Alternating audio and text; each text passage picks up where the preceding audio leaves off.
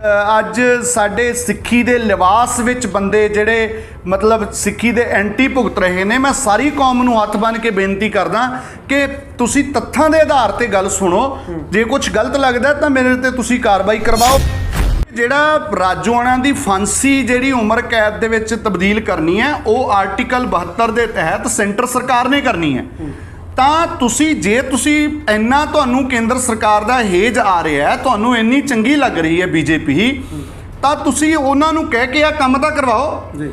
ਫਿਰ ਤੁਸੀਂ ਮਿਸਾਲਾਂ ਦੇਣ ਲੱਗ ਜਾਂਦੇ ਹੋ। ਮੈਂ ਵੀ ਕਹਿੰਦਾ ਕਿ ਭਾਈ ਸੁਬੇਗ ਸਿੰਘ, ਸ਼ਾਹਬਾਜ਼ ਸਿੰਘ ਹੋਰੀ ਜਿਹੜੇ ਨੇ ਸਰਕਾਰ ਦੇ ਨੇੜੇ ਰਹੇ। ਜ਼ਕਰੀਏ ਖਾਨ ਦਾ ਸਰਕਾਰੀ ਠੇਕੇਦਾਰ ਅਤੇ ਕੋਤਵਾਲ ਵੀ ਰਿਹਾ ਸੁਬੇਗ ਸਿੰਘ, ਪਰ ਜਦੋਂ ਕਿਤੇ ਸਿੱਖੀ ਦੀ ਵਾਰੀ ਆਈ, ਜਦੋਂ ਕਿਤੇ ਉਹਨੂੰ ਲੱਗਿਆ ਤਾਂ ਉਹ ਨਾ ਪਿਓ ਪੁੱਤ ਨੇ ਚਰਖੜੀਆਂ ਤੇ ਵੀ ਹੱਸ ਹੱਸ ਕੇ ਉਹ ਚੜ੍ਹ ਗਏ। ਪ੍ਰੋਸੈਸ ਦੇ ਤਹਿਤ ਜਦੋਂ ਬਹੁਤ ਸਾਰੇ ਬੰਦੇ ਛੱਡੇ ਗਏ ਤਾਂ ਇਹਦੇ ਵਿੱਚ ਸਾਡੇ ਬੰਦੇ ਵੀ ਗੁਰਮੀਤ ਸਿੰਘ ਇੰਜੀਨੀਅਰ ਤੇ ਭਾਈ ਲਖਵਿੰਦਰ ਸਿੰਘ ਲੱਖਾ ਵਿੱਚ ਆ ਜਾਂਦੇ ਆ। ਇਹਦਾ ਇਹ ਮਤਲਬ ਨਹੀਂ ਹੈ ਕੋਈ ਝੂਠ ਸੰਗਤ ਨੂੰ ਗੁੰਮਰਾਹ ਕਰੇ ਜੀ ਅਸੀਂ ਸਰਕਾਰ ਨੂੰ ਕਹਿ ਕੇ ਛਡਵਾਤਾ ਜੀ, ਸਾਡਾ ਪ੍ਰੈਸ਼ਰ ਪੈ ਗਿਆ ਜੀ। ਇਹ ਐਡਾ ਵੱਡਾ ਝੂਠ ਬੋਲ ਕੇ ਫੋਕੇ ਨੰਬਰ ਬਣਾਉਣੇ ਸਾਡੇ ਇਹ ਲੀਡਰਾਂ ਦੀ ਆਦਤ ਹੈਗੀ ਆ। ਪਹਿਲਾਂ ਬਾਦਲ ਕਿਆਂ ਦੀ ਸੀਗੀ, ਹੁਣ ਜਿਹੜੇ ਨਵੇਂ ਬਾਦਲ ਉੱਠੇ ਆ ਉਹ ਹੁਣ ਮੈਂ ਉੱਥੇ ਗੱਲ ਕੀਤੀ ਕਿ ਹੁਣ ਤਾਂ ਤੁਸੀਂ ਉਹ ਤਾਂ ਬੀਜੇਪੀ ਵਾਲੇ ਵੇਖ ਰਹੇ ਆ ਵੀ ਕਿਹੜਾ ਸਾਡੇ ਅੱਗੇ ਵੱਧ ਵਿਛਦਾ ਹੈ। ਇਹ ਤਾਂ ਪਟਾ ਪਵਾਉਣ ਨੂੰ ਸਾਰੇ ਇੱਕ ਦੂਜੇ ਤੋਂ ਅੱਗੇ ਹੋਏ ਫਿਰਦੇ ਆ। ਇਹ ਸਾਰੀ ਦੁਨੀਆ ਨੇ ਵੇਖਣਾ, ਕੌਮ ਨੇ ਵੇਖਣਾ। ਬਹੁਤ ਸਾਰੇ ਭਰਾ ਮੈਨੂੰ ਸਵਾਲ ਕਰਦੇ ਆ, ਮੇਰੇ ਸਰਕਲ ਦੇ ਵੀਰ ਵੀ ਪੁੱਛਦੇ ਆ ਵੀ ਆਪਣੀ ਸਾਂਝ ਕਿਹਦੇ ਨਾਲ ਰਹੂਗੀ। ਪਿਛਲੇ ਸਮੇਂ ਤੋਂ ਲਾ ਲਈਏ ਹੁਣ ਜ਼ਿਆਦਾ ਹੋ ਰਿਹਾ ਹੈ, ਚਾਹੇ ਉਹ ਅਫਗਾਨਿਸਤਾਨ ਦੀ ਗੱਲ ਲੈ ਲਈਏ, ਪਾਕਿਸਤਾਨ ਦੀ ਗੱਲ ਕਰ ਲਈਏ, ਕੈਨੇਡਾ ਦੀ ਕਰ ਲਈਏ, ਅਮਰੀਕਾ ਦੀ। ਸਿੱਖਾਂ ਦੇ ਉੱਪਰ ਖਾਸ ਕਰਕੇ ਹਮਲੇ ਹੋ ਰਹੇ ਨੇ। ਪਿਛਲੇ ਦਿਨੀ ਵੀ 2 ਗੁਰਸਿੱਖ ਜਿਹੜੇ ਨੇ ਗੋਲੀ ਦਾ ਸ਼ਿਕਾਰ ਹੋਏ ਨੇ ਪਿਸ਼ਾਵਰ ਦੇ ਵਿੱਚ। ਜਿਸ ਤਰ੍ਹਾਂ ਦੇ ਹਾਲਾਤ ਨੇ ਵਿਦੇਸ਼ਾਂ ਦੇ ਵਿੱਚ, ਜੇਕਰ ਅਸੀਂ ਆਪਣੀ ਕੇਂਦਰ ਸਰਕਾਰ ਮੰਨ ਲਓ, ਚਾਹੇ ਉਹ ਰਾਜ ਸਰਕਾਰ ਨੂੰ ਕਹੀਏ, ਕੇਂਦਰ ਸਰਕਾਰ ਨੂੰ ਕਹੀਏ, ਮੁੱਢਲੇ ਤੌਰ ਤੇ ਚਾਹੇ ਉਹ ਸਿੱਖ ਨੇ ਜਾਂ ਜਿਹੜਾ ਭਾਰਤੀ ਭਾਈਚਾਰਾ ਬਾਹਰ ਰਹਿੰਦਾ, ਉਹਨਾਂ ਦੀ ਰੱਖਿਆ ਵਾਸਤੇ ਜਾਂ ਉਹਨਾਂ ਨੂੰ ਸੇਫ ਕਰਨ ਵਾਸਤੇ ਉਹ ਉਪਰਾਲੇ ਤਾਂ ਕੇਂਦਰ ਸਰਕਾਰ ਨਹੀਂ ਕਰਨੇ ਹੁੰਦੇ ਨੇ, ਸਰਕਾਰ ਬਕਾਇਦਾ ਕਰਦੀ ਵੀ ਹੈ। ਉਹੀ ਬੰਦੇ ਨੇ ਜਿਹੜੇ ਕਹਿੰਦੇ ਸਰਕਾਰ ਨੇ ਸਾਨੂੰ ਸੈਟਿੰਗ, ਜਾਂ ਤਾਂ ਤੁਸੀਂ ਸੈਟਿੰਗ ਰੱਖ ਕੇ ਕੋਈ ਕੌਮ ਦਾ ਕੰਮ ਕਰਵਾ ਦਿਓ, ਅਸੀਂ ਕਹਿ ਦਈਏ ਤੁਸੀਂ ਚੰਗਾ ਕਰਤਾ, ਪਰ ਤੁਸੀਂ ਛੋਟੀ ਜਿਹੀ ਗੱਲ ਨੂੰ ਹੀ ਵੱਡਾ ਬਹੂਆ ਬਣਾ ਕੇ ਪੇਸ਼ ਕਰਦੇ ਹੋ। ਤੇ ਇੱਥੋਂ ਤੱਕ ਕਿ ਜੇ ਸੱਜਣ ਕੁਮਾਰ ਨੂੰ ਸਜ਼ਾ ਹੋ ਗਈ, ਉਹ ਵੀ ਮੋਦੀ ਨੇ ਜੀ ਸਜ਼ਾ ਕਰਾਤੀ, ਫਿਰ ਤੁਸੀਂ ਇਹ ਮੰਨ ਲਓ ਕਿ ਜਿਹੜੀਆਂ ਅਦਾਲਤਾਂ ਨੇ, ਅਦਾਲਤਾਂ ਦੇ ਵਿੱਚ ਸਿੱਧਾ ਸਰਕਾਰੀ ਦਖਲ ਹੈ। ਜਾਂ ਤਾਂ ਇਹ ਗੱਲ ਓਪਨਲੀ ਕਹਿ ਦਿਓ। ਇੱਕ ਤਾਂ ਉਹ ਬੰਦੇ ਨੇ ਜਿਹੜੇ ਲਿਮਟਿਡ ਨੇ, ਜਿਨ੍ਹਾਂ ਲਵੇ ਸਾਧਨ ਵੀ ਕੋਈ ਨਹੀਂ, ਬਸ ਗੁਰੂ ਦੇ ਓਟ ਆਸਰੇ ਅਸੀਂ ਗੱਲ ਕਰੀ ਜਾਂਦੇ ਹਾਂ। ਦੂਜੇ ਉਹ ਬੰਦੇ ਨੇ ਜਿਹੜੇ ਸਿਰਫ ਬਾਦਲ ਨੂੰ ਭੰਡਦੇ ਨੇ, ਉਹ ਜਾਇਜ਼ ਗੱਲ ਆ ਉਹਨਾਂ ਦੀ, ਪਰ ਬਾਕੀ ਕਿਸੇ ਪਾਰਟੀ ਦੇ ਨਾਲ ਉਹ ਜੋ ਮਰਜ਼ੀ ਗਲਤ ਕਰੀ ਜਾਣ ਉਹ ਸਵਾਗਤ ਕਰੀ ਜਾਂਦੇ ਨੇ। ਸਾਡੇ ਇਹ ਬੰਦੇ ਇੰਨੇ ਗਰਕ ਗਏ, ਇੰਨੇ ਇਹ ਬੰਦਾ ਪ੍ਰਸਤ ਹੋ ਗਏ ਨੇ, ਇੰਨੇ ਦੇਹਧਾਰੀਆਂ ਦੀ ਪੂਜਾ ਕਰਦੇ ਨੇ ਬਾਦਲ ਵਰਗਿਆਂ ਦੀ। ਮੈਂ ਕਹਿਣਾ ਚਾਹੁੰਦਾ ਕਿ ਇਹਨਾਂ ਨੇ ਬਾਦਲ ਦੇ ਅੰਗੀਠੇ ਤੋਂ ਸਿੱਖ ਰਹਿਤ ਮਰਿਆਦਾ ਨੂੰ ਕੁਰਬਾਨ ਕਰਨ ਦਾ ਯਤਨ ਕੀਤਾ। ਇੱਕ ਮੰਨ ਲਿਆ ਜਾਵੇ ਆਉਣ ਵਾਲੇ ਸਮੇਂ ਦੇ ਵਿੱਚੋਂ ਜਿਹੜਾ ਬਾਦਲ ਪਰਿਵਾਰ ਹੈ ਉਹਨਾਂ ਦਾ ਜਿਹੜਾ ਦਬਦਬਾ ਹੈ ਉੱਥੋਂ ਹਟ ਜਾਂਦਾ ਹੈ। ਤੁਹਾਨੂੰ ਇੱਕ ਸਿੱਧਾ ਜਿਹਾ ਸਵਾਲ ਕਰੀਏ, ਤੁਸੀਂ ਕੋਈ 5 ਬੰਦੇ ਦੱਸ ਸਕਦੇ ਹੋ ਜਿਹੜੇ ਅੱਗੇ ਅਗਵਾਈ ਕਰ ਸਕਦੇ ਨੇ? 5 ਬੰਦੇ ਕੋਈ ਵੀ ਤੁਸੀਂ ਨਾਂ ਲੈ ਸਕਦੇ? ਦੇਖੋ ਮੇਰਾ ਕੋਈ ਮਤਲਬ ਇਸ ਵਕਤ ਆਪਣੇ ਨਾਲ ਨੇ ਭਾਈ ਹਰਜਿੰਦਰ ਸਿੰਘ ਮਾਝੀ। ਉਹਨਾਂ ਤੋਂ ਜਾਣਨਾ ਚਾਹਾਂਗੇ ਭਾਈ ਸਾਹਿਬ, ਜਿਸ ਤਰ੍ਹਾਂ ਕਿ ਚਰਚਾ ਦੇ ਦੌਰਾਨ ਪਿਛਲੇ ਦਿਨ ਇੱਕ ਨਿੱਜੀ ਚੈਨਲ ਦੇ ਉੱਪਰ ਚਰਚਾ ਹੋਈ, ਤੁਸੀਂ ਵੀ ਸ਼ਾਮਲ ਸੀ, ਉਸ ਦੇ ਵਿੱਚ ਕੁਝ ਅਜਿਹੇ ਕੇਸ ਹਨ ਜਿਨ੍ਹਾਂ ਨੂੰ ਨੋਰਮਲ ਕਿਹਾ ਗਿਆ। ਦੂਜੇ ਪਾਸੇ ਸਿੰਘ ਬੰਦੀਆਂ ਦੇ ਜਿਹੜੇ ਕੇਸ ਨੇ ਉਹਨਾਂ ਨੂੰ ਅਲੱਗ ਨਜ਼ਰੀਏ ਨਾਲ ਵੇਖਿਆ ਜਾਂਦਾ ਹੈ, ਉਹ ਵੀ ਇੱਕ ਸਿੱਖ ਪ੍ਰਚਾਰਕ ਦੁਆਰਾ। ਵਾਹਿਗੁਰੂ ਜੀ ਕਾ ਖਾਲਸਾ, ਵਾਹਿਗੁਰੂ ਜੀ ਕੀ ਫਤਿਹ ਜੀ। ਦੇਖੋ ਗੱਲ ਇਹ ਹੈ ਕਿ ਕਿਸੇ ਵਿਸ਼ੇਸ਼ ਵਿਅਕਤੀ ਨੇ ਕੀ ਕਿਹਾ ਕੀ ਨਹੀਂ ਕਿਹਾ, ਇਸ ਗੱਲ ਦੀ ਕੋਈ ਮਹੱਤਤਾ ਨਹੀਂ। ਮਹੱਤਤਾ ਇਹ ਹੈ ਕਿ ਜਿਹੜੇ ਸਾਡੇ ਕੋਲ ਤੱਥ ਪਏ ਨੇ, ਜਿਹੜੇ ਸਾਡੇ ਕੋਲ ਸਬੂਤ ਪਏ ਨੇ, ਆਪਾਂ ਉਹਨਾਂ ਦੇ ਆਧਾਰਿਤ ਜਿਹੜੀ ਗੱਲ ਹੈ ਸੰਗਤ ਦੇ ਸਾਹਮਣੇ ਰੱਖਣਾ ਚਾਹੁੰਦੇ ਹਾਂ। ਪਿਛਲੇ ਦਿਨੀ ਇੱਕ ਚੈਨਲ ਦੇ ਉੱਤੇ ਜਦੋਂ ਬੰਦੀ ਸਿੰਘਾਂ ਦੀ ਗੱਲ ਚੱਲੀ ਤਾਂ ਮੈਂ ਉਸ ਵਕਤ ਇਹ ਕਿਹਾ, ਉੱਥੇ ਸਾਡੇ ਕੁਝ ਸਨਮਾਨਯੋਗ ਸੱਜਣ ਬੈਠੇ ਸੀਗੇ ਜਿਹੜੇ ਅੱਜ ਬੀਜੇਪੀ ਦੇ ਬਹੁਤ ਜ਼ਿਆਦਾ ਨੇੜੇ ਨੇ, ਤਾਂ ਮੈਂ ਉਹਨਾਂ ਨੂੰ ਕਿਹਾ ਕਿ ਉਹ ਉੱਥੇ ਤੁਸੀਂ ਉਹ ਪੂਰੀ ਡਿਬੇਟ ਨੂੰ ਜਦੋਂ ਸੁਣ ਕੇ ਵੇਖੋਗੇ ਤਾਂ ਇੱਦਾਂ ਲੱਗ ਰਿਹਾ ਸੀ ਕਿ ਕੋਈ ਸਿੱਖ ਪ੍ਰਚਾਰਕ ਨਹੀਂ ਬਲਕਿ ਇੱਕ ਬੀਜੇਪੀ ਨੂੰ ਰੀਪ੍ਰਜੈਂਟ ਜਿਵੇਂ ਉਹ ਬੰਦੇ ਕਰ ਰਹੇ ਹੁੰਦੇ ਨੇ ਦਾਦੂਵਾਲ, ਤਾਂ ਉਹ ਇਸ ਤਰੀਕੇ ਨਾਲ ਬੀਜੇਪੀ ਦਾ ਗੁਣਗਾਇਨ ਕਰ ਰਹੇ ਸੀ ਜਿਵੇਂ ਪਿਛਲੇ ਸਮਿਆਂ ਦੇ ਵਿੱਚ ਜਦੋਂ ਪ੍ਰਕਾਸ਼ ਸਿੰਘ ਬਾਦਲ ਹੋਰਾਂ ਦਾ ਸਮਝੌਤਾ ਹੁੰਦਾ ਸੀ ਬੀਜੇਪੀ ਦੇ ਨਾਲ, ਤਾਂ ਉਹ ਇਹ ਵੀ ਗੁਣਗਾਇਨ ਕਰਦੇ ਰਹੇ ਨੇ। ਤਾਂ ਮੈਂ ਉੱਥੇ ਸਪਸ਼ਟ ਲਫ਼ਜ਼ਾਂ ਵਿੱਚ ਕਿਹਾ ਵੀ ਜੇ ਇੰਨੇ ਚੰਗੇ ਨੇ ਬੀਜੇਪੀ ਵਾਲੇ ਤਾਂ ਤੁਸੀਂ ਜਿਹੜਾ 2019 ਦੇ ਵਿੱਚ 11 ਅਕਤੂਬਰ ਨੂੰ ਕੇਂਦਰ ਸਰਕਾਰ ਨੇ ਗੁਰੂ ਨਾਨਕ ਸਾਹਿਬ ਜੀ ਦੇ 550 ਸਾਲਾ ਪ੍ਰਕਾਸ਼ ਪੁਰਬ ਨੂੰ ਸਮਰਪਿਤ ਜਿਹੜਾ ਨੋਟੀਫਿਕੇਸ਼ਨ ਜਾਰੀ ਕੀਤਾ ਸੀ ਬੰਦੀ ਸਿੰਘਾਂ ਦੀ ਰਿਹਾਈ ਲਈ ਅਤੇ ਭਾਈ ਰਾਜੋਆਣਾ ਦੀ ਫਾਂਸੀ ਜੇਲ੍ਹ ਉਮਰ ਕੈਦ ਦੇ ਵਿੱਚ ਬਦਲਣੀ ਸੀ, ਤਾਂ ਉਹ ਤੁਸੀਂ ਲਾਗੂ ਕਰਵਾ ਦਿਓ।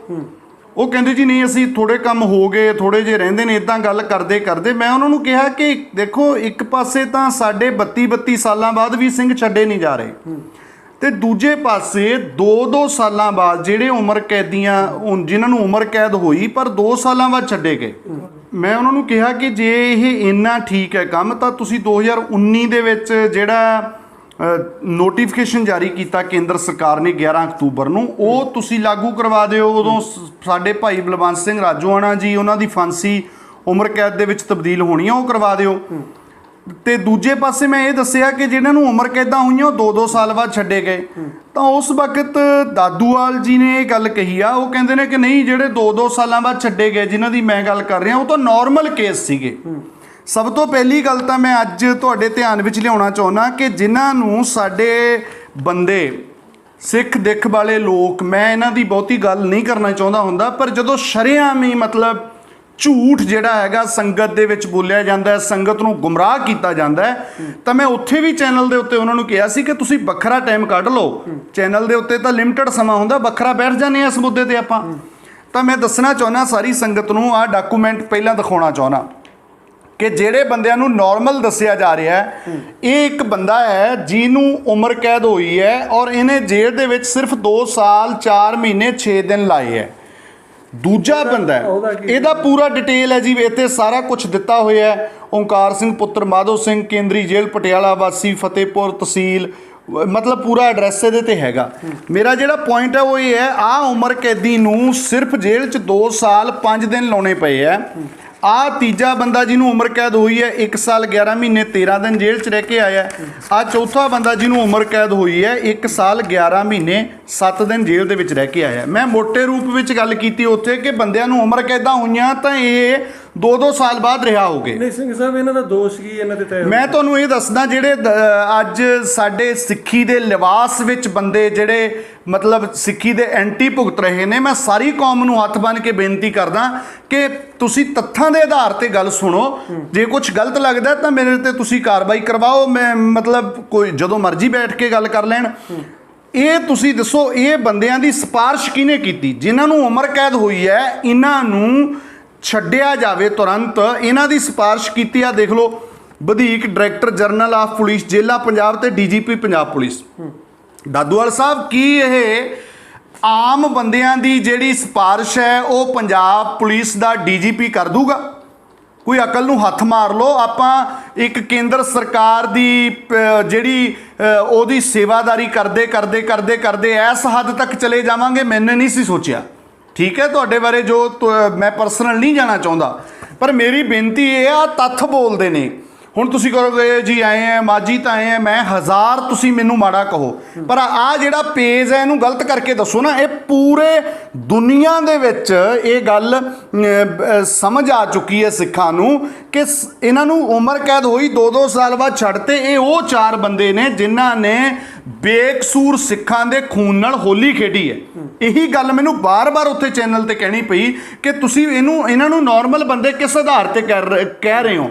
ਸੋ ਮੈਂ ਤਾਂ ਇਹ ਬੇਨਤੀ ਕਰੂੰਗਾ ਸਾਰੀ ਕੌਮ ਨੂੰ ਕਿ ਇਮਾਨਦਾਰੀ ਨਾਲ ਕੰਮ ਸਾਨੂੰ ਕਰਨਾ ਚਾਹੀਦਾ ਕਿ ਜਿਹੜਾ ਹੈਗਾ ਹੁਣ ਜਾਂ ਤਾਂ ਇਹ ਤੇ ਉੱਤੇ ਦਾਦੂਵਾਲ ਸਾਹਿਬ ਆਪਣਾ ਸਪਸ਼ਟ ਕਰਨ ਕਿ ਜਿਹੜਾ ਸਾਡੇ ਸਿੱਖਾਂ ਦੇ ਕਾਤਲਾਂ ਨੂੰ ਉਹਨਾਂ ਨੇ ਨਾਰਮਲ ਕਿਹਾ, ਉਹ ਕਿਸੇ ਉਹਨਾਂ ਨੇ ਵੈਸੀ ਕਹਿਤਾ ਸਮਝ ਨਹੀਂ ਸੀਗੀ, ਜਾਂ ਤਾਂ ਉਹਨਾਂ ਨੂੰ ਜਾਣਕਾਰੀ ਦੀ ਕਮੀ ਹੈ ਜਾਂ ਕਿਸੇ ਸਾਜ਼ਿਸ਼ ਦੇ ਤਹਿਤ ਕਿਹਾ। ਇਹ ਉਹਨਾਂ ਨੂੰ ਸਪਸ਼ਟ ਕਰਨਾ ਚਾਹੀਦਾ ਇਸ ਮੁੱਦੇ ਦੇ ਉੱਤੇ।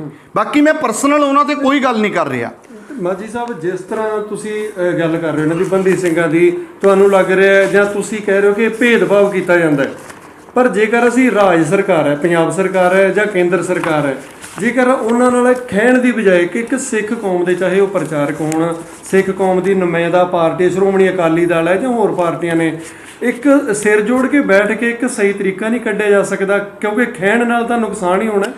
ਦੇਖੋ, ਹੁਣ ਮੇਰੀ ਬੇਨਤੀ ਸੁਣੋ। ਬਹੁਤ ਸਾਰੇ ਭਰਾ ਇਹ ਕਹਿੰਦੇ ਆ ਵੀ ਤੁਸੀਂ ਸਿੱਖੋ ਆਪਸ 'ਚ ਲੜੀ ਜਾਂਦੇ ਹੋ। ਆਪਸ 'ਚ ਦੇਖੋ ਜੀ, ਇਹ ਵੇਖਣਾ ਪਊਗਾ ਵੀ ਕਿਹੜਾ ਸਰਕਾਰ ਦੀ ਬੋਲੀ ਬੋਲ ਰਿਹਾ, ਕਿਹੜਾ ਕੌਮ ਦੀ ਬੋਲੀ ਬੋਲ ਰਿਹਾ। ਇਹ ਤਾਂ ਕੌਮ ਫੈਸਲਾ ਕਰੇ ਨਾ। ਜਾਂ ਤਾਂ ਹੁਣ ਦਾਦੂਵਾਲ ਸਾਹਿਬ ਨੇ ਇਹਨਾਂ ਨੂੰ ਨਾਰਮਲ ਕਹਿਤਾ ਬੰਦਿਆਂ ਨੂੰ, ਇਹ ਤਾਂ ਆਮ ਕੇਸ ਸੀਗੇ। ਜਾਂ ਤਾਂ ਫਿਰ ਅਸੀਂ ਨਹੀਂ ਕਹਿੰਦੇ, ਚੁੱਪ ਕਰ ਜਾਂਦੇ ਇਸ ਗੱਲ ਤੇ ਵੀ ਚਲੋ ਜੀ ਆਮ ਹੀ ਸੀ। ਆਹ ਕਾਤਲਾਂ ਨੂੰ ਉਹਨਾਂ ਨੇ ਆਮ ਕਹਿਤਾ। ਤੇ ਦੂਜੇ ਪਾਸੇ ਮੈਂ ਉਹਨਾਂ ਨੂੰ ਇਹ ਬੇਨਤੀ ਕੀਤੀ ਕਿ ਆਹ ਜਿਹੜਾ ਨੋਟੀਫਿਕੇਸ਼ਨ ਹੈ, ਉਹ ਅੱਜ ਮੈਂ ਤੁਹਾਨੂੰ ਦਿਖਾ ਦਿੰਦਾ। ਆਹ ਸਰਕਾਰ ਨੇ ਨੋਟੀਫਿਕੇਸ਼ਨ ਜਾਰੀ ਕੀਤਾ, ਕੇਂਦਰ ਸਰਕਾਰ ਨੇ 11 ਅਕਤੂਬਰ 2019 ਨੂੰ, ਜਿਹਦੇ ਵਿੱਚ ਉਹਨਾਂ ਨੇ ਕਿਹਾ ਸੀ ਕਿ ਅਸੀਂ 8 ਬੰਦਿਆਂ ਨੂੰ ਤਾਂ ਰਿਹਾ ਕਰਾਂਗੇ। ਇੱਕ ਜਿਹੜਾ ਭਾਈ ਰਾਜੋਆਣਾ ਹੈਗਾ, ਇਹਨੂੰ ਅਸੀਂ ਇਹਦੀ ਜਿਹੜੀ ਫਾਂਸੀ ਹੈ ਉਹ ਉਮਰ ਕੈਦ ਦੇ ਵਿੱਚ ਤਬਦੀਲ ਕਰਾਂਗੇ। ਹੁਣ ਹੋਇਆ ਕੀ ਹੈ ਵੇਖੋ, ਇਸ ਨੋਟੀਫਿਕੇਸ਼ਨ ਦੇ ਵਿੱਚ 3 ਬੰਦੇ ਉਹ ਨੇ ਜਿਹੜੇ ਪਹਿਲਾਂ ਹੀ ਰਿਹਾ ਸੀਗੇ, ਸਿਰਫ ਉਹਨਾਂ ਦਾ ਨਾਮ ਲਿਖਿਆ, ਹਰਜਿੰਦਰ ਸਿੰਘ, ਬਲਬੀਰ ਸਿੰਘ ਤੇ ਬਰਿਆਮ ਸਿੰਘ ਦਾ ਇਕੱਲਾ ਨਾਮ ਲਿਖ ਦਿੱਤਾ। ਤਾਂ 3 ਉਹ ਕੱਢ ਦਿਓ, ਪਿੱਛੇ ਬਚ ਗਏ 5। 5 ਦੇ ਵਿੱਚੋਂ ਜਿਹੜੇ ਨੇ 3 ਬੰਦੇ ਰਿਹਾ ਹੋ ਚੁੱਕੇ ਨੇ। ਸਿਰਫ 2 ਬੰਦੇ ਜਿਹੜੇ ਭਾਈ ਦਵਿੰਦਰਪਾਲ ਸਿੰਘ ਭੁੱਲਰ ਤੇ ਆਪਣੇ ਭਾਈ ਗੁਰਦੀਪ ਸਿੰਘ ਖੈੜਾ ਇਹਦੇ ਵਿੱਚ ਰਹਿੰਦੇ ਆ। ਤਾਂ ਹੁਣ ਹੋਇਆ ਕੀ ਆ, ਮੈਂ ਇਹ ਗੱਲ ਕਰ ਰਿਹਾ ਸੀ ਕਿ ਜਿਹੜਾ ਰਾਜੋਆਣਾ ਦੀ ਫਾਂਸੀ ਜਿਹੜੀ ਉਮਰ ਕੈਦ ਦੇ ਵਿੱਚ ਤਬਦੀਲ ਕਰਨੀ ਹੈ, ਉਹ ਆਰਟੀਕਲ 72 ਦੇ ਤਹਿਤ ਸੈਂਟਰ ਸਰਕਾਰ ਨੇ ਕਰਨੀ ਹੈ। ਤਾਂ ਜੇ ਤੁਸੀਂ ਇੰਨਾ ਤੁਹਾਨੂੰ ਕੇਂਦਰ ਸਰਕਾਰ ਦਾ ਹੇਜ ਆ ਰਿਹਾ ਹੈ, ਤੁਹਾਨੂੰ ਇੰਨੀ ਚੰਗੀ ਲੱਗ ਰਹੀ ਹੈ ਬੀਜੇਪੀ, ਤਾਂ ਤੁਸੀਂ ਉਹਨਾਂ ਨੂੰ ਕਹਿ ਕੇ ਆ ਕੰਮ ਤਾਂ ਕਰਵਾਓ ਜੀ। ਫਿਰ ਤੁਸੀਂ ਮਿਸਾਲਾਂ ਦੇਣ ਲੱਗ ਜਾਂਦੇ ਹੋ। ਮੈਂ ਵੀ ਕਹਿੰਦਾ ਕਿ ਭਾਈ ਸੁਬੇਗ ਸਿੰਘ, ਸ਼ਾਹਬਾਜ਼ ਸਿੰਘ ਹੋਰੀ ਜਿਹੜੇ ਨੇ ਸਰਕਾਰ ਦੇ ਨੇੜੇ ਰਹੇ, ਜ਼ਕਰੀਆ ਖਾਨ ਦਾ ਸਰਕਾਰੀ ਠੇਕੇਦਾਰ ਅਤੇ ਕੋਤਵਾਲ ਵੀ ਰਿਹਾ ਸੁਬੇਗ ਸਿੰਘ। ਪਰ ਜਦੋਂ ਕਿਤੇ ਸਿੱਖੀ ਦੀ ਵਾਰੀ ਆਈ, ਜਦੋਂ ਕਿਤੇ ਉਹਨੂੰ ਲੱਗਿਆ, ਤਾਂ ਉਹ ਨਾ ਪਿਓ ਪੁੱਤ ਨੇ ਚਰਖੜੀਆਂ ਤੇ ਵੀ ਹੱਸ ਹੱਸ ਕੇ ਉਹ ਚੜ੍ਹ ਗਏ। ਸੋ ਸਾਨੂੰ ਇਸ ਤਰ੍ਹਾਂ ਨਹੀਂ ਕਿ ਅਸੀਂ ਬਾਦਲਾਂ ਨੇ ਗਦਾਰੀ ਕੀਤੀ, ਇਹਦੇ ਵਿੱਚ ਕੋਈ ਸ਼ੱਕ ਨਹੀਂ, ਪਰ ਬਾਦਲ ਕਹਿ ਕੇ ਅਸੀਂ ਬਾਦਲਾਂ ਤੋਂ ਵੀ ਹੋਰ ਬੈਕ ਗੇਅਰ ਪਾ ਲਈਏ। ਮੈਂ ਕੌਮ ਨੂੰ ਬੇਨਤੀ ਕਰਦਾ ਕਿ ਜਿਹੜੇ ਨਵੇਂ ਬਾਦਲ ਹਜੇ ਪੁੰਗਰ ਰਹੇ ਨੇ, ਉਹਨਾਂ ਨੂੰ ਹੁਣੇ ਤੁਸੀਂ ਪਛਾਣ ਲਓਗੇ, ਚੰਗੇ ਰਹੋਗੇ, ਨਹੀਂ ਤਾਂ ਬਾਅਦ ਦੇ ਵਿੱਚ ਬੜੀਆਂ ਸਮੱਸਿਆਵਾਂ ਆਉਣਗੀਆਂ। ਤਾਂ ਹੁਣ ਮੈਂ ਤੁਹਾਨੂੰ ਇਹ ਵੀ ਦੱਸ ਦਿੰਦਾ ਕਿ ਜਿਹੜੇ ਮੈਂ ਇਹ ਗੱਲ ਕੀਤੀ ਸੀ, ਗੁਰਮੀਤ ਸਿੰਘ ਇੰਜੀਨੀਅਰ ਤੇ ਆਪਣੇ ਲਖਵਿੰਦਰ ਸਿੰਘ ਲੱਖਾ, ਮੈਂ ਕਿਹਾ ਜੀ ਇਹ ਬੰਦਿਆਂ ਨੂੰ ਨਾਰਮਲੀ ਛੱਡਿਆ ਗਿਆ ਹੈ, ਇਹ ਕੋਈ ਸਿੱਖਾਂ ਨੂੰ ਵਿਸ਼ੇਸ਼ ਰਿਆਇਤ ਨਹੀਂ ਦਿੱਤੀ ਗਈ। ਤਾਂ ਇਹਦੇ ਦਾਦੂਵਾਲ ਸਾਹਿਬ ਕਹਿੰਦੇ ਆ ਕਿ ਨਹੀਂ ਜੀ, ਸਿੱਖਾਂ ਨੂੰ ਵਿਸ਼ੇਸ਼ ਤੌਰ 'ਤੇ ਇਹ ਪਾਲਿਸੀ ਅਧੀਨ ਹੀ ਸੱਦਿਆ ਗਿਆ। ਮੈਂ ਤਾਂ ਨਹੀਂ ਕਹਿੰਦਾ, ਦਿਖਾਓ ਇਹਨਾਂ ਨੂੰ। ਹਾਈ ਕੋਰਟ ਦੀ ਜੱਜਮੈਂਟ ਹੈ। ਹਾਈ ਕੋਰਟ ਨੇ ਜੱਜਮੈਂਟ ਦਿੱਤੀ ਹੈ ਕਿ ਜਿਹੜੇ ਕੇਸ ਜਿਹੜੇ ਦਬੇ ਹੋਏ ਸੀਗੇ, ਜਿਨ੍ਹਾਂ ਨੂੰ ਛੱਡਿਆ ਜਾਣਾ ਚਾਹੀਦਾ, ਉਸ ਮਸਲੇ ਦੇ ਉੱਤੇ ਬੰਦੇ ਛੱਡੇ ਜਾਣਾ। ਪੂਰੀ ਜੱਜਮੈਂਟ ਹਾਈ ਕੋਰਟ ਦੀ ਹੈ, ਕੋਈ ਮੈਂ ਘਰੇ ਤਾਂ ਬਣਾ ਨਹੀਂ ਲਿਆ। ਇਹ ਜੱਜਮੈਂਟ ਦੇ ਆਧਾਰ ਦੇ ਉੱਤੇ ਪੰਜਾਬ, ਚੰਡੀਗੜ੍ਹ, ਹਰਿਆਣੇ ਦੇ ਵਿੱਚੋਂ ਸੈਂਕੜੇ ਬੰਦੇ ਛੱਡੇ ਗਏ ਨੇ। ਉਹ ਗਿਣਤੀ ਹਜ਼ਾਰਾਂ ਤੱਕ ਵੀ ਹੋ ਸਕਦੀ ਹੈ। ਤਾਂ ਉਹ ਇਸ ਪ੍ਰੋਸੈਸ ਦੇ ਤਹਿਤ ਜਦੋਂ ਬਹੁਤ ਸਾਰੇ ਬੰਦੇ ਛੱਡੇ ਗਏ, ਤਾਂ ਇਹਦੇ ਵਿੱਚ ਸਾਡੇ ਬੰਦੇ ਵੀ ਗੁਰਮੀਤ ਸਿੰਘ ਇੰਜੀਨੀਅਰ ਤੇ ਭਾਈ ਲਖਵਿੰਦਰ ਸਿੰਘ ਲੱਖਾ ਵਿੱਚ ਆ ਜਾਂਦੇ ਆ। ਇਹਦਾ ਇਹ ਮਤਲਬ ਨਹੀਂ ਹੈ ਕੋਈ ਝੂਠ ਸੰਗਤ ਨੂੰ ਗੁੰਮਰਾਹ ਕਰੇ ਜੀ ਅਸੀਂ ਸਰਕਾਰ ਨੂੰ ਕਹਿ ਕੇ ਛਡਵਾਤਾ ਜੀ, ਸਾਡਾ ਪ੍ਰੈਸ਼ਰ ਪੈ ਗਿਆ ਜੀ। ਇਹ ਐਡਾ ਵੱਡਾ ਝੂਠ ਬੋਲ ਕੇ ਫੋਕੇ ਨੰਬਰ ਬਣਾਉਣੇ ਸਾਡੇ ਇਹ ਲੀਡਰਾਂ ਦੀ ਆਦਤ ਹੈਗੀ ਆ। ਪਹਿਲਾਂ ਬਾਦਲ ਕਿਆਂ ਦੀ ਸੀਗੀ, ਹੁਣ ਜਿਹੜੇ ਨਵੇਂ ਬਾਦਲ ਉੱਠੇ ਆ ਉਹ, ਹੁਣ ਮੈਂ ਉੱਥੇ ਗੱਲ ਕੀਤੀ ਕਿ ਹੁਣ ਤਾਂ ਉਹ ਤਾਂ ਬੀਜੇਪੀ ਵਾਲੇ ਵੇਖ ਰਹੇ ਆ ਵੀ ਕਿਹੜਾ ਸਾਡੇ ਅੱਗੇ ਵੱਧ ਵਿਛਦਾ ਹੈ। ਇਹ ਤਾਂ ਪਟਾ ਪਵਾਉਣ ਨੂੰ ਸਾਰੇ ਇੱਕ ਦੂਜੇ ਤੋਂ ਅੱਗੇ ਹੋਏ ਫਿਰਦੇ ਆ। ਇਹ ਸਾਰੀ ਦੁਨੀਆ ਨੇ ਵੇਖਣਾ, ਕੌਮ ਨੇ ਵੇਖਣਾ। ਬਹੁਤ ਸਾਰੇ ਭਰਾ ਮੈਨੂੰ ਸਵਾਲ ਕਰਦੇ ਆ, ਮੇਰੇ ਸਰਕਲ ਦੇ ਵੀਰ ਵੀ ਪੁੱਛਦੇ ਆ ਵੀ ਆਪਣੀ ਸਾਂਝ ਕਿਹਦੇ ਨਾਲ ਰਹੂਗੀ। ਸਾਡੀ ਸਾਂਝ ਸਿਰਫ ਗੁਰੂ ਨਾਲ ਹੈ। ਅਸੀਂ ਤਾਂ, ਸਾਡੇ ਤਾਂ ਸਾਰੇ ਦੁਖੀ ਨੇ। ਬਾਦਲ ਕੇ ਉਹਨਾਂ ਨੇ ਗਦਾਰੀਆਂ ਕੀਤੀਆਂ, ਕਾਂਗਰਸ ਨੇ ਹਮਲਾ ਕੀਤਾ, ਬੀਜੇਪੀ ਵਾਲੇ ਸਾਡੇ ਨਾਲ ਵਾਅਦੇ ਕਰਕੇ ਮੁੱਕਰੀ ਜਾਂਦੇ ਨੇ। ਹਮਲਾ ਦਰਬਾਰ ਸਾਹਿਬ ਤੇ ਉਹਨਾਂ ਨੇ ਕਰਵਾਇਆ। ਆਪ ਵਾਲੇ ਪ੍ਰੋਫੈਸਰ ਭੁੱਲਰ ਦੇ ਮਸਲੇ ਤੇ ਸਾਡੇ ਨਾਲ ਜਿਹੜੀ ਬੇਇਨਸਾਫੀ ਕਰ ਰਹੇ ਆ, ਉਹ ਸਾਈਨ ਨਹੀਂ ਕਰ ਰਹੇ, ਉਹਨਾਂ ਦੀ ਨਹੀਂ ਰਿਹਾਈ ਹੋ ਸਕਦੀ ਹੈ। ਸੋ ਅਸੀਂ ਜੇ ਗੁਰੂ ਦੇ ਸਿੱਖ ਹਾਂ, ਜੇ ਅਸੀਂ ਪੰਥ ਦੇ ਪ੍ਰਚਾਰਕ ਹਾਂ, ਸਾਡੇ ਲਈ ਕੋਈ ਪਾਰਟੀ ਪ੍ਰਥਮ ਨਹੀਂ, ਸਾਡੇ ਲਈ ਪੰਥ ਪ੍ਰਥਮ ਹੈ। ਮੈਂ ਐਜ ਏ ਸਿੱਖ ਪ੍ਰਚਾਰਕ, ਐਜ ਏ ਸਿੱਖ ਗੱਲ ਕਰ ਰਹੇ ਹਾਂ। ਮੇਰੇ ਕਿਸੇ ਪਾਰਟੀ ਨਾਲ ਕੋਈ ਗੱਠਜੋੜ ਨਹੀਂ ਹੈਗਾ ਕਿ ਮੈਨੂੰ ਇਕੱਲੇ ਬਾਦਲਾਂ ਨੂੰ ਕਹਿਣਾ ਪਊ ਤੇ ਦੂਜਿਆਂ ਤੋਂ ਮੈਂ ਕਿਨਾਰਾ ਕਰਕੇ ਬਚੂੰਗਾ। ਤੁਸੀਂ ਦੱਸੋ, ਆ ਸਾਰੇ ਤੱਥ ਹੈ ਜਿਹੜੇ ਪਏ। ਜਿਵੇਂ ਪਿਛਲੇ ਦਿਨਾਂ ਦੇ ਦੌਰਾਨ ਜਾਂ ਪਿਛਲੇ ਸਮੇਂ ਤੋਂ ਲਾ ਲਈਏ, ਹੁਣ ਜ਼ਿਆਦਾ ਹੋ ਰਿਹਾ ਹੈ। ਚਾਹੇ ਉਹ ਅਫਗਾਨਿਸਤਾਨ ਦੀ ਗੱਲ ਲੈ ਲਈਏ, ਪਾਕਿਸਤਾਨ ਦੀ ਗੱਲ ਕਰ ਲਈਏ, ਕੈਨੇਡਾ ਦੀ ਕਰ ਲਈਏ, ਅਮਰੀਕਾ ਦੀ, ਸਿੱਖਾਂ ਦੇ ਉੱਪਰ ਖਾਸ ਕਰਕੇ ਹਮਲੇ ਹੋ ਰਹੇ ਨੇ। ਪਿਛਲੇ ਦਿਨੀ ਵੀ 2 ਗੁਰਸਿੱਖ ਜਿਹੜੇ ਨੇ ਗੋਲੀ ਦਾ ਸ਼ਿਕਾਰ ਹੋਏ ਨੇ ਪਿਸ਼ਾਵਰ ਦੇ ਵਿੱਚ। ਜਿਸ ਤਰ੍ਹਾਂ ਦੇ ਹਾਲਾਤ ਨੇ ਵਿਦੇਸ਼ਾਂ ਦੇ ਵਿੱਚ, ਜੇਕਰ ਅਸੀਂ ਆਪਣੀ ਕੇਂਦਰ ਸਰਕਾਰ ਹੈ, ਮੰਨ ਲਓ ਚਾਹੇ ਉਹ ਰਾਜ ਸਰਕਾਰ ਨੂੰ ਕਹੀਏ, ਕੇਂਦਰ ਸਰਕਾਰ ਨੂੰ ਕਹੀਏ, ਮੁੱਢਲੇ ਤੌਰ ਤੇ ਚਾਹੇ ਉਹ ਸਿੱਖ ਨੇ ਜਾਂ ਜਿਹੜਾ ਭਾਰਤੀ ਭਾਈਚਾਰਾ ਬਾਹਰ ਰਹਿੰਦਾ ਹੈ, ਉਹਨਾਂ ਦੀ ਰੱਖਿਆ ਵਾਸਤੇ ਜਾਂ ਉਹਨਾਂ ਨੂੰ ਸੇਫ ਕਰਨ ਵਾਸਤੇ ਉਹ ਉਪਰਾਲੇ ਤਾਂ ਕੇਂਦਰ ਸਰਕਾਰ ਨਹੀਂ ਕਰਨੇ ਹੁੰਦੇ ਨੇ, ਸਰਕਾਰ ਬਕਾਇਦਾ ਕਰਦੀ ਵੀ ਹੈ। ਸਿੱਖ ਤਾਂ ਕਿਤੇ ਵੀ ਸੇਫ ਨਹੀਂ, ਭਾਵੇਂ ਭਾਰਤ ਹੈ, ਭਾਵੇਂ ਪਾਕਿਸਤਾਨ ਹੈ ਜਾਂ ਕੈਨੇਡਾ ਵਰਗੀਆਂ ਕੰਟਰੀਆਂ ਵਿੱਚ ਸਿੱਖਾਂ ਦੇ ਕਤਲ ਹੋ ਰਹੇ ਨੇ। ਸਾਡਾ ਤਾਂ ਗੁਰੂ ਹੀ ਰੱਖਿਆ, ਇਹਦੇ 'ਚ ਕੋਈ ਸ਼ੱਕ ਨਹੀਂ। ਕਿ ਤੁਸੀਂ ਦੇਖੋ ਭਾਰਤ ਦੀ ਬਾਉਂਡਰੀ ਦੇ ਅੰਦਰ ਜਿਸ ਕੰਟਰੀ ਨੂੰ ਆਜ਼ਾਦ ਕਰਾਉਣ ਦੇ ਲਈ 85% ਤੋਂ ਵੱਧ ਸਿੱਖਾਂ ਨੇ ਕੁਰਬਾਨੀਆਂ ਕੀਤੀਆਂ ਨੇ, ਜੇ ਇੱਥੇ ਸਾਡੇ ਨਾਲ ਬੇਇਨਸਾਫੀਆਂ ਹੁੰਦੀਆਂ ਨੇ ਤੇ ਬਾਕੀ ਧਰਤੀਆਂ ਤੇ ਅਸੀਂ ਕੀ ਉਮੀਦ ਰੱਖ ਸਕਦੇ ਹਾਂ। ਫੇਸਬੁੱਕ ਦੇ ਉੱਪਰ ਪੋਸਟ ਪਾਈ ਹੈ ਭਾਈ ਰਾਜੋਆਣਾ ਜੀ ਦੇ, ਉਹਨਾਂ ਦੇ ਭੈਣ ਜੀ ਹਰਾਂ ਨੇ ਜਿਹੜੀ ਪੋਸਟ ਕੀਤੀ ਹੈ, ਜਿਸ ਦੇ ਵਿੱਚ ਉਹਨਾਂ ਨੇ ਅਕਾਲ ਤਖਤ ਸਾਹਿਬ ਜੀ ਦੇ ਜਿਹੜੇ ਸਾਬਕਾ ਕਾਰਜਕਾਰੀ ਜਥੇਦਾਰ ਨੇ ਗਿਆਨੀ ਹਰਪ੍ਰੀਤ ਸਿੰਘ ਜੀ, ਉਹ ਜਦੋਂ ਕੌਮ ਦੀ ਪਹਿਰੇਦਾਰੀ ਦੀ ਗੱਲ ਕਰ ਰਹੇ ਨੇ ਤਾਂ ਉੱਥੇ ਉਹ ਕਹਿ ਰਹੇ ਨੇ ਸਾਨੂੰ ਇਦਾਂ ਲੱਗਦਾ ਇਹਨਾਂ ਨੇ ਗਦਾਰੀ ਕੀਤੀ ਹੈ ਜੀ। ਉਹ ਅਸਲ ਦੇ ਵਿੱਚ ਜਿਹੜੀ ਇਹ ਡਿਬੇਟ ਵੀ ਹੋਈ ਸੀ, ਇਹਦੇ ਵਿੱਚ ਵੀ ਭਾਈ ਰਾਜੋਆਣਾ ਜੀ ਦੀ ਭੈਣ ਜੀ ਉਹਨਾਂ ਨੂੰ ਵੀ ਉਹਨਾਂ ਨੇ ਚੈਨਲ ਵਾਲਿਆਂ ਨੇ ਲਿਆ ਸੀਗਾ ਫੋਨ ਤੇ। ਉਹਨਾਂ ਨੇ ਕਿਹਾ ਕਿ ਇਹ ਗਿਆਨੀ ਹਰਪ੍ਰੀਤ ਸਿੰਘ ਹੋਰਾਂ ਨੇ ਇੱਕ ਗੱਲ ਕਹੀ ਕਿ ਮੇਰੀ ਤਾਂ ਦਿੱਲੀ ਨਾਲ ਯਾਰੀ ਹੈ, ਪੱਕੀ ਯਾਰੀ ਹੈ। ਅਸਲ ਵਿੱਚ ਮੈਨੂੰ ਇਦਾਂ ਲੱਗ ਰਿਹਾ ਹੈ ਕਿ ਜਿਸ ਤਰੀਕੇ ਨਾਲ ਉਹਨਾਂ ਨੇ ਗੱਲ ਕੀਤੀ ਹੈ, ਮੈਂ ਕੋਈ ਹਰਪ੍ਰੀਤ ਸਿੰਘ ਦਾ ਬੁਲਾਰਾ ਬਣ ਕੇ ਗੱਲ ਨਹੀਂ ਕਰ ਰਿਹਾ, ਪਰ ਜਿਹੜੀ ਰੱਬ ਲੱਗਦੀ ਗੱਲ ਇਹੀ ਹੈ ਕਿ ਉਹ ਹੋ ਸਕਦਾ ਪਰਸਨਲ, ਜਿਵੇਂ ਆਪਾਂ ਮਜ਼ਾਕ 'ਚ ਗੱਲਾਂ ਕਰ ਰਹੇ ਹਾਂ, ਉੱਥੇ ਬੰਗਲਾ ਸਾਹਿਬ ਦੇ ਹੈੱਡ ਗ੍ਰੰਥੀ ਸਾਹਿਬ ਭਾਈ ਰਣਜੀਤ ਸਿੰਘ ਉਹਨਾਂ ਦੇ ਨਾਲ ਬੈਠੇ ਨੇ, ਉਹਨਾਂ ਨੂੰ ਸੰਬੋਧਨ ਕਰਕੇ ਉਹ ਕਹਿ ਰਹੇ ਨੇ ਕਿ ਆਜੋ ਇੱਧਰ ਆਜੋ, ਦਿੱਲੀ ਨਾਲ ਤਾਂ ਸਾਡੀ ਪੱਕੀ ਯਾਰੀ ਹੈ, ਕਿਉਂਕਿ ਉਹ ਦਿੱਲੀ ਦੇ ਵਿੱਚ ਹੈ ਗੁਰਦੁਆਰਾ ਬੰਗਲਾ ਸਾਹਿਬ। ਤਾਂ ਉਸ ਗੱਲ ਨੂੰ ਬਹੁਤ ਜ਼ਿਆਦਾ ਚੱਕ ਲਿਆ ਗਿਆ। ਤਾਂ ਹੁਣ ਜਿਹੜੀ ਗੱਲ ਹੈ, ਆਪਣੇ ਭੈਣ ਜੀ ਹੋਰਾਂ ਨੇ ਜਿਹੜੀ ਗੱਲ ਕੀਤੀ, ਰਾਜੋਆਣੇ ਦੀ ਭੈਣ ਨੇ, ਉਹਨਾਂ ਨੇ ਕਿਹਾ ਵੀ ਤੁਹਾਡੀ ਇਹ ਸਾਂਝ ਹੈ, ਜੇ ਦਿੱਲੀ ਨਾਲ ਸਾਂਝ ਹੈ, ਦਿੱਲੀ ਨਾਲ ਯਾਰੀ ਹੈ, ਫਿਰ ਪੰਥ ਨਾਲ ਤਾਂ ਗਦਾਰੀ ਹੋਈ ਨਾ। ਪਰ ਮੇਰਾ ਉੱਥੇ ਇਹ ਸਵਾਲ ਸੀਗਾ, ਤਾਂ ਹੀ ਸਾਡੇ ਇਹ ਜਿਹੜੇ ਪੈਨਲ ਵਿੱਚ ਬੰਦੇ ਬੈਠੇ ਸੀਗੇ, ਇਹਨਾਂ ਨੂੰ ਆਪਦੇ ਦੇ ਲੱਗਿਆ। ਮੈਂ ਕਿਹਾ ਵੀ ਦਿੱਲੀ ਨਾਲ ਯਾਰੀ ਹੈ ਕਿਹੜੇ ਸਿੱਖ ਲੀਡਰ ਦੀ ਨਹੀਂ, ਟਾਵਿਆਂ ਨੂੰ ਛੱਡ ਦਿਓ ਤੁਸੀਂ। ਦਿੱਲੀ ਨਾਲ ਯਾਰੀ ਤਾਂ ਬਹੁਤ ਵੱਡੇ ਪੱਧਰ ਤੇ ਹੈ, ਤੇ ਜਿਨ੍ਹਾਂ ਦੀ ਯਾਰੀ ਹੈ ਨਹੀਂ ਉਹ ਯਾਰੀ ਲਾਉਣ ਨੂੰ ਫਿਰਦੇ ਹੈ, ਤੇ ਦੂਜਿਆਂ ਦੀ ਯਾਰੀ ਹੈਗੀ ਹੈ। ਮੈਂ ਕਿਹਾ ਜੇ ਦਿੱਲੀ ਨਾਲ ਯਾਰੀ ਸੀਗੀ ਤਾਂ ਹੀ ਜਿਹੜੇ ਬੰਦੇ ਕਰਿੰਦੇ ਬਣ ਕੇ ਸਟੇਟ ਦੇ, ਜਿਨ੍ਹਾਂ ਨੇ ਸਿੱਖਾਂ ਦੇ ਕਤਲ ਕੀਤੇ, ਉਹਨਾਂ ਨੂੰ ਉੱਚ ਅਹੁਦਿਆਂ ਤੇ ਨਵਾਜਿਆ ਗਿਆ, ਸਮੇਤ ਸੈਣੀ ਵਰਗਿਆਂ ਨੂੰ ਬਾਦਲ ਵੱਲੋਂ। ਅੱਜ ਵੀ ਬਾਦਲ ਪਰਿਵਾਰ ਦੀ ਦਿੱਲੀ ਨਾਲ ਜਾਰੀ ਹੈ, ਮੈਂ ਤਾਂ ਇਹ ਗੱਲ ਕਹਿ ਰਿਹਾ ਸੀ, ਅੱਜ ਵੀ ਜਾਰੀ ਹੈ। ਇਸੇ ਕਰਕੇ ਐਸਜੀਪੀਸੀ ਦੀਆਂ ਚੋਣਾਂ ਨਹੀਂ ਹੋ ਰਹੀਆਂ।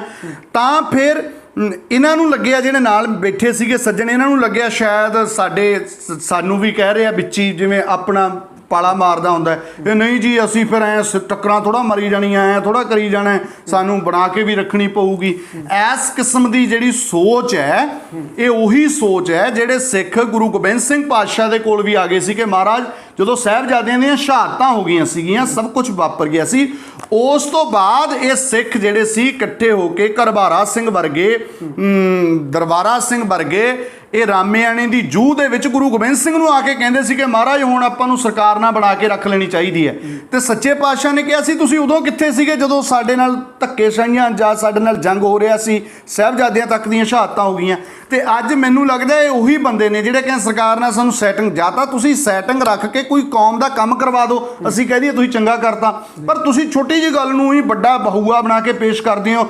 ਤੇ ਇੱਥੋਂ ਤੱਕ ਕਿ ਜੇ ਸੱਜਣ ਕੁਮਾਰ ਨੂੰ ਸਜ਼ਾ ਹੋ ਗਈ, ਉਹ ਵੀ ਮੋਦੀ ਨੇ ਜੀ ਸਜ਼ਾ ਕਰਾਤੀ, ਫਿਰ ਤੁਸੀਂ ਇਹ ਮੰਨ ਲਓ ਕਿ ਜਿਹੜੀਆਂ ਅਦਾਲਤਾਂ ਨੇ, ਅਦਾਲਤਾਂ ਦੇ ਵਿੱਚ ਸਿੱਧਾ ਸਰਕਾਰੀ ਦਖਲ ਹੈ, ਜਾਂ ਤਾਂ ਇਹ ਗੱਲ ਓਪਨਲੀ ਕਹਿ ਦਿਓ, ਉਹਦਾ ਕੇਸ ਚੱਲਿਆ 35-40 ਸਾਲ, ਕੇਸ ਚਲਦਿਆਂ ਸੱਜਣ ਕੁਮਾਰ ਨੂੰ ਸਜ਼ਾ ਹੋ ਗਈ, ਉਹ ਵੀ ਬੀਜੇਪੀ ਨੇ ਕਰਵਾਤੀ, ਫਿਰ ਤੁਸੀਂ ਇਹ ਮੰਨੋ ਵੀ ਬੀਜੇਪੀ ਬੈਠੀ ਹੈ ਅਦਾਲਤਾਂ ਦੇ ਵਿੱਚ ਸਿੱਧੇ ਲਫ਼ਜ਼ਾਂ 'ਚ। ਤੁਸੀਂ ਸੱਜਣ ਕੁਮਾਰ ਉਹਨਾਂ ਦਾ ਜ਼ਿਕਰ ਕਰਿਆ, ਜਗਦੀਸ਼ ਟਾਈਟਲਰ ਉਹਨਾਂ ਦੀ ਗੱਲ ਕਰ ਲਈ। 84 ਦੇ ਵਿੱਚ ਜਿਹੜਾ ਇੱਕ ਦੋਸ਼ੀ ਸੀ ਕਿਸ਼ੋਰੀ ਲਾਲ ਜੀ, ਤੇ ਜਿਹਦੇ ਬਹੁਤ ਜ਼ਿਆਦਾ ਹੀ ਇੰਨੇ ਜ਼ਿਆਦਾ ਜ਼ੁਲਮ ਕੀਤੇ ਨੇ, ਸ਼ਾਇਦ ਸਭ ਤੋਂ ਵੱਡਾ ਨਾਮ ਹੀ ਉਸ ਦਾ ਆਉਂਦਾ ਹੈ 84 ਦੇ ਵਿੱਚ, ਤੇ ਉਸ ਨੂੰ ਕਈ ਵਾਰ ਪੈਰੋਲ ਵੀ ਮਿਲੀ, ਉਹਦੀ ਉਮਰ ਕੈਦ ਕਰ ਦੇਣਾ।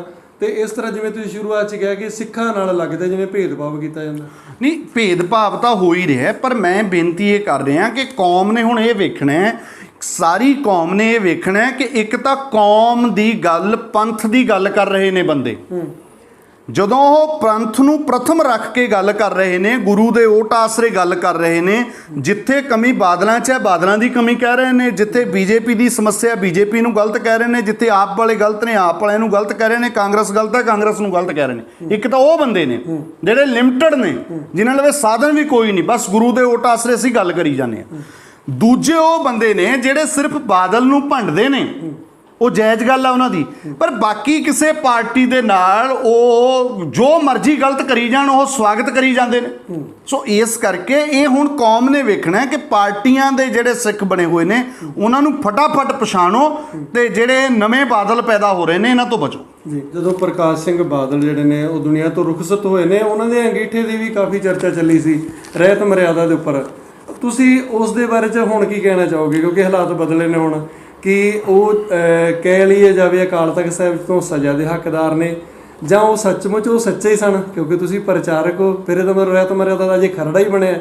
ਤੁਹਾਨੂੰ ਇਸ ਦੇ ਬਾਰੇ ਸਹੀ ਜਾਣਕਾਰੀ ਕੀ ਤੁਹਾਡੇ ਕੋਲ? ਦੇਖੋ, ਬੜੀ ਸਪਸ਼ਟ ਗੱਲ ਹੈ ਜੀ ਕਿ ਪਿਛਲੇ ਦਿਨੀ ਇਹ ਵੀ ਇੱਕ ਡਿਬੇਟ ਦੇ ਵਿੱਚ ਸ਼੍ਰੋਮਣੀ ਗੁਰਦੁਆਰਾ ਪ੍ਰਬੰਧਕ ਕਮੇਟੀ ਦੇ ਅੰਤਰਿਮ ਕਮੇਟੀ ਦੇ ਜਿਹੜੇ ਮੈਂਬਰ ਨੇ ਅਮਰਜੀਤ ਸਿੰਘ ਚਾਵਲਾ, ਉਹਨਾਂ ਨੂੰ ਮੈਂ ਇਹ ਸਵਾਲ ਕਰਤਾ ਕਿ ਪੰਥ ਰਤਨ ਕਹਿੰਦੇ ਹੋ ਪ੍ਰਕਾਸ਼ ਸਿੰਘ ਬਾਦਲ ਨੂੰ, ਫਖਰੇ ਕੌਮ ਦਾ ਖਿਤਾਬ ਉਹਨੂੰ ਦਿੱਤਾ ਗਿਆ, ਜੇ ਉਸ ਬੰਦੇ ਦਾ ਅੰਤਮ ਕਿਰਿਆਕਰਮ ਗੁਰਮਤਿ ਮਰਿਆਦਾ ਮੁਤਾਬਕ ਨਹੀਂ ਹੋਣਾ ਤਾਂ ਫਿਰ ਹੋਰ ਕੀ ਹੋਣਾ?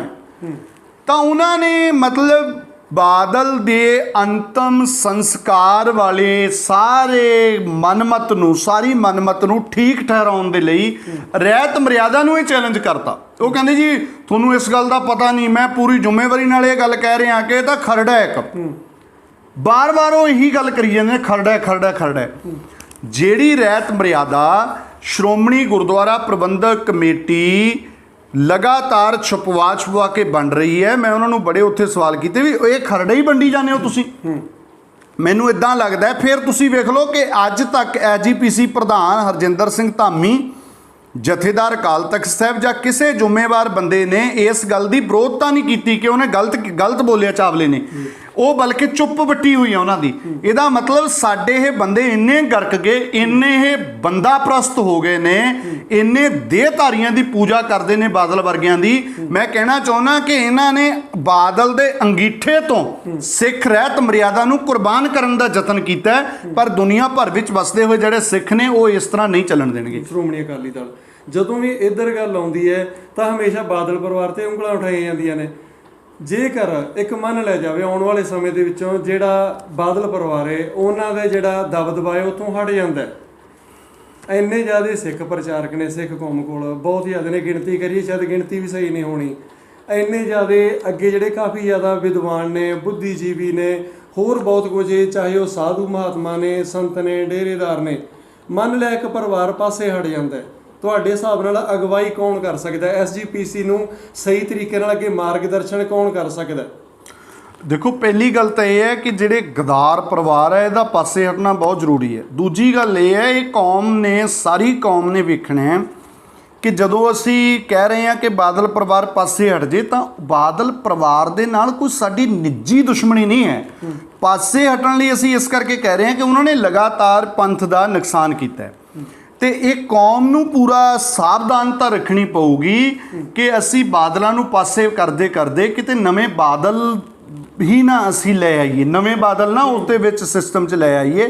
ਇਹ ਤਾਂ ਗੁਰੂ ਗ੍ਰੰਥ, ਗੁਰੂ ਪੰਥ ਨੂੰ ਸਮਰਪਿਤ ਜਿਹੜੀਆਂ ਨਿਸ਼ਕਾਮ ਸ਼ਖਸੀਅਤਾਂ ਨੇ, ਜਿਹੜੇ ਸਿਰਫ ਹਮ ਹਰਸਿਓ ਧੜਾ ਕੀਆ ਮੇਰੀ ਹਰ ਟੇਕ, ਮੈਂ ਹਰ ਬਿਨ ਪੱਖ ਧੜਾ ਅਵਰ ਨਾ ਕੋਈ ਹੋ, ਹਰ ਗੁਣ ਗਾਵਾਂ ਸੰਖ ਅਨੇਕ, ਸਿਰਫ ਜਿਨ੍ਹਾਂ ਲਈ ਗੁਰੂ ਪ੍ਰਥਮ ਹੈ, ਪੰਥ ਪ੍ਰਥਮ ਹੈ, ਉਹ ਬੰਦੇ ਜਿਹੜੇ ਨੇ ਉਹ ਕੌਮ ਦੇ ਵਿੱਚ ਉਹ ਸੇਵਾਵਾਂ ਗੁਰੂ ਘਰ ਦੀਆਂ ਸੰਭਾਲਣ ਤੇ ਸੋਹਣੇ ਢੰਗ ਨਾਲ ਕੰਮ ਹੋ ਸਕਦਾ।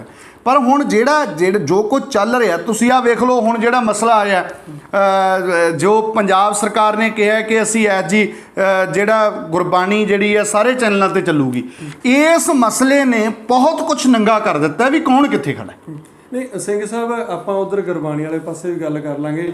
ਪਿਛਲੇ ਦਿਨੀ ਤੁਸੀਂ ਵਿਦੇਸ਼ਾਂ ਦੇ ਵਿੱਚ ਆਪਣੀ ਫੇਰੀ ਲਾ ਕੇ ਆਏ ਹੋ, ਸਿੱਖ ਕੌਮ ਦਾ ਜੋ ਪ੍ਰਚਾਰ ਹੈ ਉਸ ਫੇਰੀ ਤੇ ਸੀ ਤੁਸੀਂ, ਹੋਰ ਵੱਖ-ਵੱਖ ਦੇਸ਼ਾਂ ਦੇ ਵਿੱਚ ਜਾਂਦੇ ਹੋ, ਠੀਕ ਹੈ? ਤਾਂ ਇਸ ਦੇ ਨਾਲ ਜੇਕਰ ਹੁਣ ਅਸੀਂ ਤੁਹਾਨੂੰ ਇੱਕ ਸਿੱਧਾ ਜਿਹਾ ਸਵਾਲ ਕਰੀਏ, ਤੁਸੀਂ ਕੋਈ 5 ਬੰਦੇ ਦੱਸ ਸਕਦੇ ਹੋ ਜਿਹੜੇ ਅੱਗੇ ਅਗਵਾਈ ਕਰ ਸਕਦੇ ਨੇ? 5 ਬੰਦੇ ਕੋਈ ਵੀ ਤੁਸੀਂ ਨਾਂ ਲੈ ਸਕਦੇ? ਦੇਖੋ, ਮੇਰਾ ਕੋਈ ਮਤਲਬ ਮੈਂ ਕੋਈ ਇਹ ਅਥਾਰਟੀ ਨਹੀਂ ਹੈਗਾ ਕਿ ਮੈਂ ਸਿਲੈਕਟ ਕਰਕੇ ਦੱਸਦਾ ਜੀ ਆਹ 5 ਬੰਦੇ ਹੈਗੇ ਨੇ।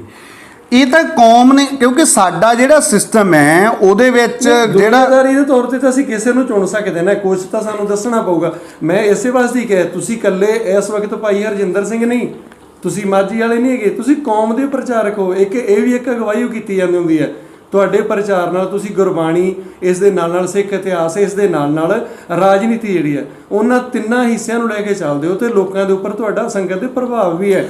ਤੁਹਾਨੂੰ ਕੁਝ ਤਾਂ ਤੁਹਾਡੇ ਵੀ ਦਿਮਾਗ 'ਚ ਆਉਂਦਾ ਮੈਂ ਇਹ ਬੇਨਤੀ ਕਰਦਾ, ਹੋਣਾ ਇਹ ਚਾਹੀਦਾ ਹੈ ਕਿ ਕੱਲ ਨੂੰ ਫੇਰ ਮੰਨ ਲਓ ਇੱਕ 5 ਮੈਂਬਰੀ ਕਮੇਟੀ ਜਾਂ 25 ਮੈਂਬਰੀ ਬਣ ਜਾਂਦੀ ਹੈ, ਜਾਂ ਸਿਰ ਲੱਤ ਜਥਾ ਜਿਵੇਂ ਤੁਸੀਂ ਕਹਿ ਹੁੰਦੇ ਹੋ, ਉਸ ਦੇ ਵਿੱਚ ਫਿਰ ਕਿਹਾ ਜਾਵੇ ਵੀ ਹੁਣ ਇੱਥੇ ਤਾਂ ਉਸ ਤਰ੍ਹਾਂ ਦੀ ਸੋਚ ਅੱਗੇ ਨਹੀਂ, ਉਹਦਾ ਹੱਲ ਇਹ ਹੈਗਾ ਜੀ। ਦੇਖੋ, ਪਹਿਲਾਂ ਸਾਡੀ ਰਵਾਇਤ ਕੀ ਸੀਗੀ, ਸਾਡੀ ਜਿਹੜਾ ਸ਼੍ਰੀ ਅਕਾਲ ਤਖਤ ਸਾਹਿਬ ਦੀ ਸੇਵਾ ਖਾਸ ਤੌਰ ਤੇ ਉਹ ਇੱਕ ਨਿਸ਼ਕਾਮ ਪੂਰਾ ਜਥਾ ਹੁੰਦਾ ਸੀ। ਉਹ ਨਿਸ਼ਕਾਮ ਜਥਾ ਜਿਹੜਾ ਗੁਰੂ ਘਰ ਨੂੰ ਸਮਰਪਿਤ ਹੁੰਦਾ ਸੀਗਾ ਤੇ ਉਹ ਸਾਰੀ ਸੇਵਾ ਸੰਭਾਲਦਾ ਸੀ। ਉਸ ਜਥੇ ਦਾ ਇੱਕ ਜਥੇਦਾਰ ਹੁੰਦਾ ਸੀਗਾ। ਜਿਵੇਂ ਅਕਾਲੀ ਫੂਲਾ ਸਿੰਘ ਵੇਲੇ ਉਹ ਫਿਰ ਅਕਾਲੀ ਫੂਲਾ ਸਿੰਘ ਦੀ ਆਪਣੀ ਇੱਕ ਫੌਜ ਹੁੰਦੀ ਸੀ। ਤਾਂ ਮੈਂ ਹੁਣ ਅੱਜ ਦੇ ਸਿਸਟਮ 'ਚ ਇਹ ਕਹਿਣਾ ਚਾਹੁੰਦਾ ਕਿ ਐਜੀਪੀਸੀ ਦਾ ਜਿਹੜਾ ਸਿਸਟਮ ਸਾਨੂੰ ਦੇ ਦਿੱਤਾ ਗਿਆ, ਸਾਡੇ ਗਲ ਪਾ ਦਿੱਤਾ ਗਿਆ, ਜਿਹੜਾ ਚੋਣਾਂ ਵਾਲਾ ਸਿਲਸਿਲਾ, ਇਹਦੇ ਹਾਲਾਂਕਿ ਜਿਹੜਾ ਇਲੈਕਸ਼ਨ ਸਿਸਟਮ ਹੈ ਸਾਡਾ ਸਿੱਖ ਸੱਭਿਆਚਾਰ ਦੇ ਅਨੁਕੂਲ ਨਹੀਂ ਹੈ, ਪਰ ਚਲੋ ਹੁਣ ਗੱਲ ਪਿਆ ਢੋਲ ਵਜਾਉਣ ਵਾਲੀ ਗੱਲ ਹੈ।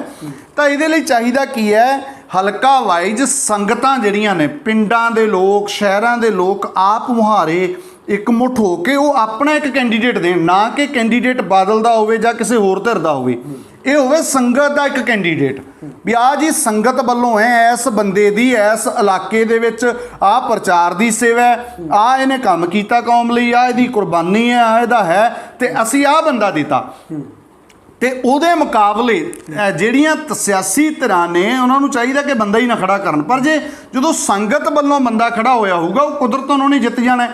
ਤਾਂ ਮੈਂ ਕਹਿੰਦਾ ਵੀ ਕਿਸੇ ਇੱਕ ਬੰਦੇ ਵੱਲੋਂ ਨਾ ਹੋਵੇ, ਉਹ ਸੰਗਤੀ ਸਿਸਟਮ ਜਿਹੜਾ ਪੈਦਾ ਹੋਵੇ ਹਰ ਇਲਾਕੇ ਦੇ ਵਿੱਚੋਂ। ਉਹ ਸੰਗਤ ਫੈਸਲਾ ਕਰਕੇ ਇੱਕ ਪਹਿਲਾਂ ਪਿੰਡਾਂ ਦੀਆਂ ਕਮੇਟੀਆਂ ਬਣ ਜਾਣ, 5-5 10-10 20-20 ਬੰਦੇ ਇਕੱਠੇ ਹੋ ਜਾਣ, ਫਿਰ ਉਹ ਆਪਣੇ ਹਲਕੇ 'ਚੋਂ ਬਹਿ ਕੇ ਫੈਸਲਾ ਕਰ ਲੈਣ ਕਿ ਆਹ ਬੰਦੇ ਨੂੰ ਆਪਾਂ ਕੈਂਡੀਡੇਟ ਬਣਾਈਏ। ਦੇਖੋ ਇਹਦੇ ਕਿਰਦਾਰ ਤੇ ਕੋਈ ਉਂਗਲ ਉੱਠਦੀ ਹੈ, ਕੋਈ ਝੂਠ ਬੋਲਦਾ ਹੈ ਬੰਦਾ, ਇਹਨੇ ਕੋਈ ਲੁੱਟ ਖੋਹ ਤਾਂ ਨਹੀਂ ਕੀਤੀ, ਕੁਛ ਬਾੜਾ ਤਾਂ ਨਹੀਂ ਕੀਤਾ। ਜੇ ਉਹ ਬਿਲਕੁਲ ਪਾਕ ਸਾਫ਼ ਹੈ, ਕਿਸੇ ਪਾਸੇ ਨਹੀਂ ਦਿੱਕਤ, ਉਸ ਤਰ੍ਹਾਂ ਦਾ ਮੈਨੂੰ ਲੱਗਦਾ ਕੈਂਡੀਡੇਟ ਹੈ ਜਿਹੜਾ ਬਣਾਉਣਾ ਚਾਹੀਦਾ ਜੀ।